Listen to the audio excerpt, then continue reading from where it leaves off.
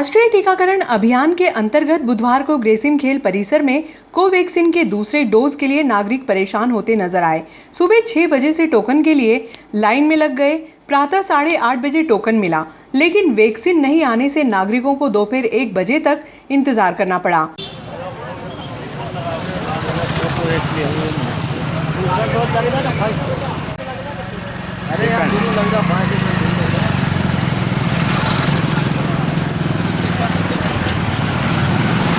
टीका लगवाने वाले व्यक्तियों ने बताया कि दूसरे डोज की वैक्सीन लगवाने के लिए बुजुर्गों को लेकर आए।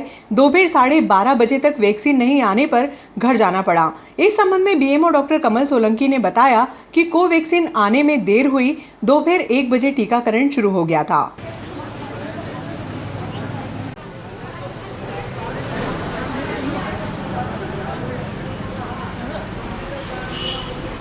सुबह 6 बजे से लाइन में खड़े हैं हम यहाँ पे, और उसके बाद 8:30-9 बजे तक बोले अभी टोकन नहीं है, टोकन नहीं। फिर हाथ से लिख के टोकन दिए, देख लो आप ये इस टोकन को, ये टोकन है क्या? हाँ ठीक है। अभी कितनी बज रही है? अभी देख लो आप, 11:30 बजे का इन्होंने बोला था, 11:30 बजे से चालू होगा यहाँ पे। हाँ। अभी आप टाइम देख लो घड़ी में कितना हुआ, पौने 1 बज रहा है। अभी 11:30 बजे का इन्होंने बोला था कि वैक्सीन लगेगी। अभी तक भाई बहनें वगैरह सब परेशान हो। अभी मैंने सुबह चाय तक नहीं पी है, 6 बजे से यहीं खड़ा हूँ मैं। ठीक, क्या नाम है आपका? मेरा संतोष Nagaur.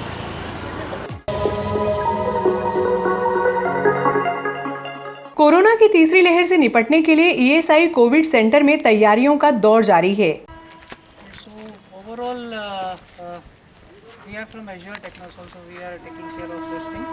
So this is oxygen generation plant. Basically, 3 things are required in oxygen generation plant. Basic is compressor, air compressor. That is the heart of the machine, sir. तो वही है जो हवा देगा। So this is from LG Equipments Limited. आप जानते रहेंगे, it's an multinational company. तो अभी हमने कंप्रेसर रखा हुआ है। वो कंप्रेसर है, ये क्या है?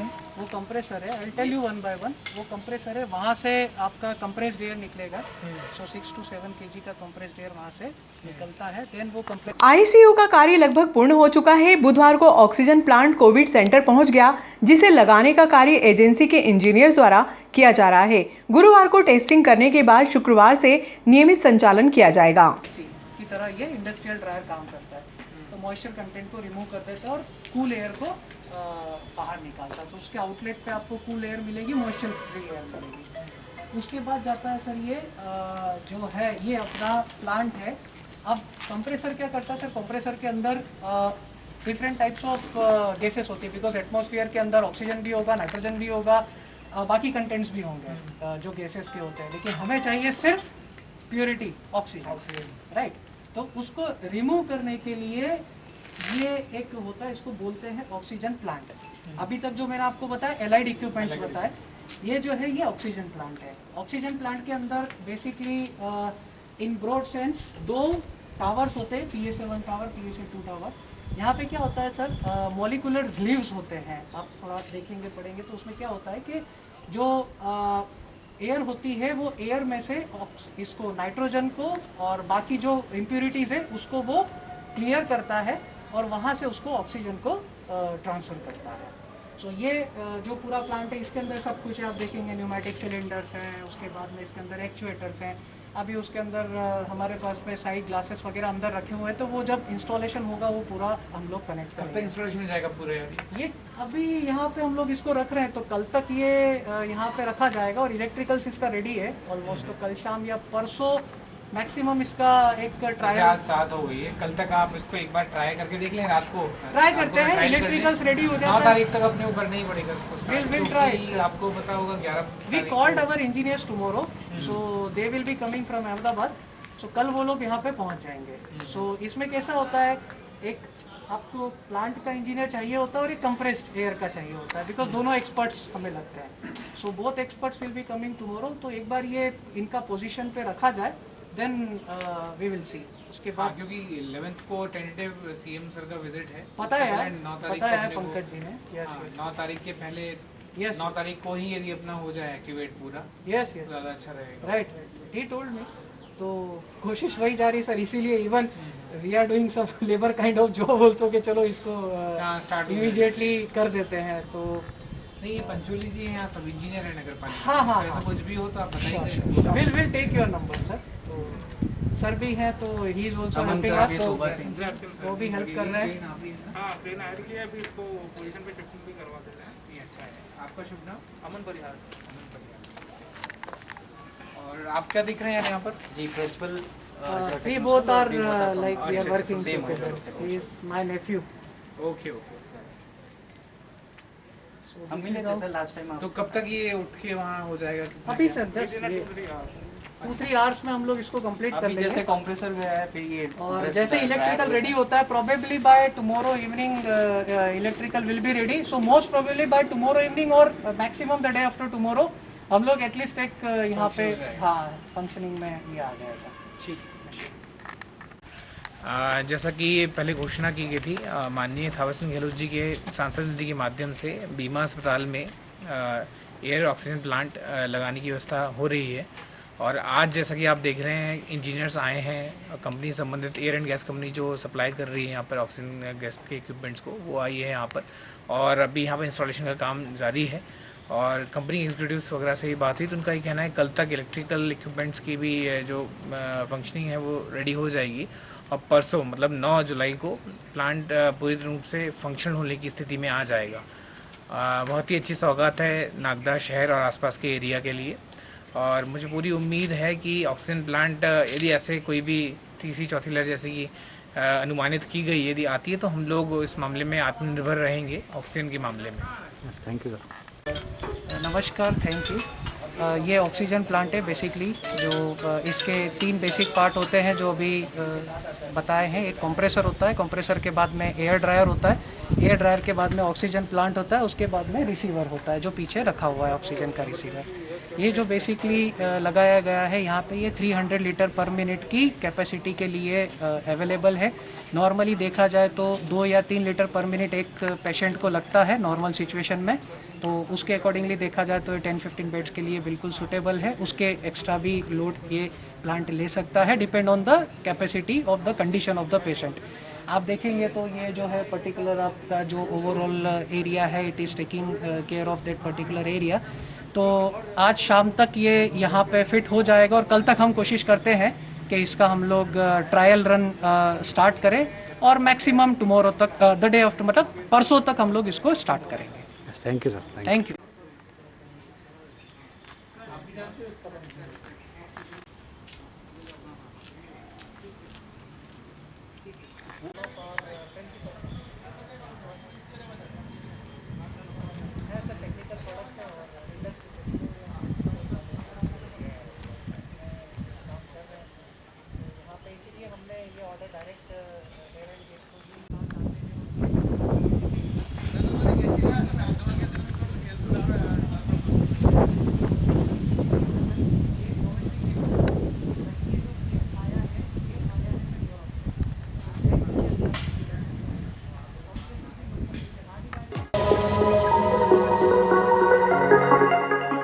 पिपलिया मोलू कैंप पर 3 करोड़ 84 लाख रुपए की दवाई छिड़काव के बाद भी हजारों क्विंटल गेहूं खराब होने के बाद भी वेयर हाउस इंचार्ज द्वारा उचित मूल्य की दुकानों पर गेहूं भेजने का मामला प्रमुखता से उठाने के बाद अधिकारी हरकत में आए।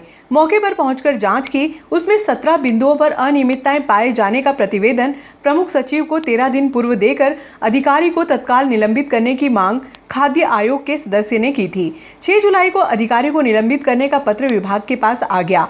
समिति गठित कर जांच कराई जाएगी तो और भी कई अनियमितताएं सामने आ सकती हैं।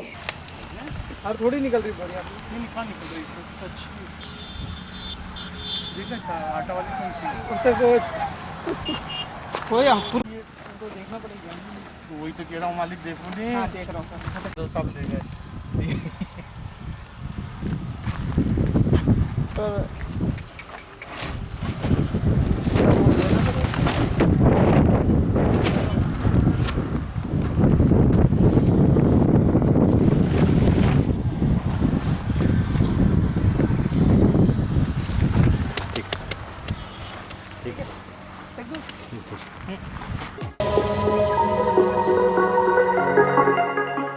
शहर में चोरी हुआ ट्रॉला खवासा के पेट्रोल पंप पर खड़ा मिला।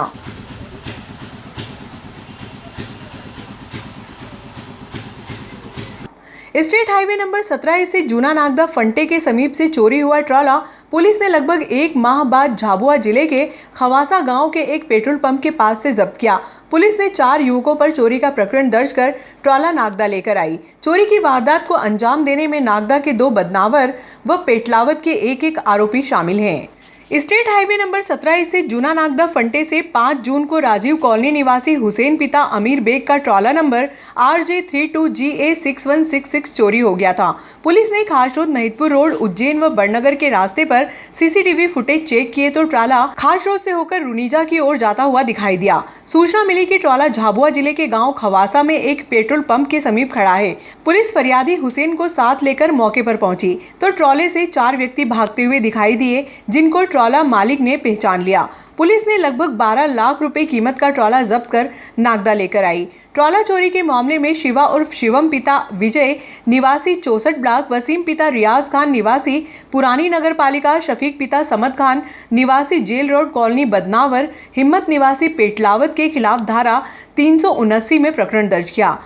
दिनांक 4/6/2021 को फरियादी हुसैन बेग ने थाने पे आके रिपोर्ट की कि रंगोली गार्डन के आगे बाईपास पर पंप के पास में एक 12 चक्का ट्रॉला खड़ा हुआ है, जो कि क्लीनर था। वहाँ पे इन्होंने उसको ट्रक खड़े को साफ सफाई करा के उस क्लीनर को चाबी दे के, तेजू सोलंकी क्लीनर था जिसको चाबी दी, और चाबी दे के ये घर आ गया उसको सोने के लिए।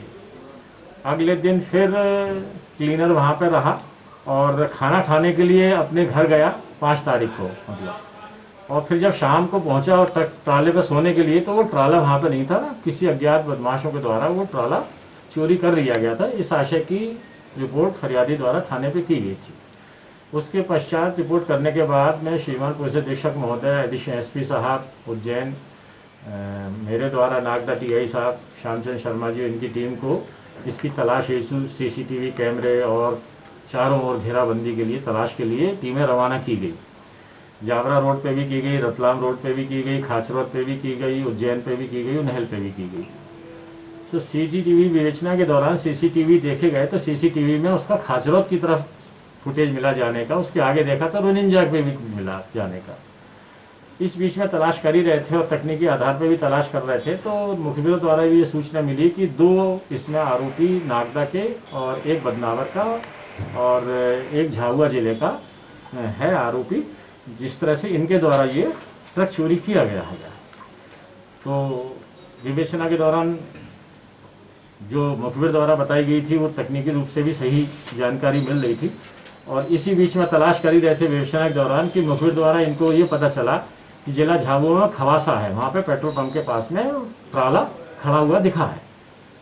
फिर नागदा पुलिस के द्वारा टीआई साहब के नेतृत्व में नागदा पुलिस के द्वारा साथ में लेकर के मुखबिर को और फरियादी को साथ में लेकर के ये मुखबिर द्वारा बताए गए स्थान पर पहुँचे, जहाँ पर ट्रॉला खड़ा हुआ था। पुलिस की गाड़ी देखा, जैसी पुलिस वाले उतरे उसमें से 4 लोग उतरे और उतरने के बाद पुलिस को देख के भागे। फरियादी ने उन 4 लोगों को पहचान लिया जो 4 आरोपी थे, और वो मुखबिर की बात सही थी। 2 नागदा के थे, उसमें एक बदनावर का था और एक झाबुआ जिले का था, पेटलावत का झाबुआ जिले में। तो फिर उसको ट्रक को विधिवत वहाँ पे वैधानिक कार्रवाई विवेचना के दौरान की गई और आरोपियों की तलाश की गई। तो आरोपी अभी फरार हैं। ट्रक जब्त करके उसको पुलिस थाना नागदा ले आई है जी। और इस कार्य को करने में हमारे टीआई साहब श्यामचंद शर्मा जी और यहाँ पे ईश्वर, मनोहर, साइबर टीम प्रतीक यादव जी हैं वहाँ पे, और साइबर टीम के सदस्य हैं, इनकी विशेष महत्वपूर्ण भूमिका रही। इस प्रकार से चोरी गए ट्रक को बरामद करने में नागदा पुलिस ने एक और सफलता हासिल की है।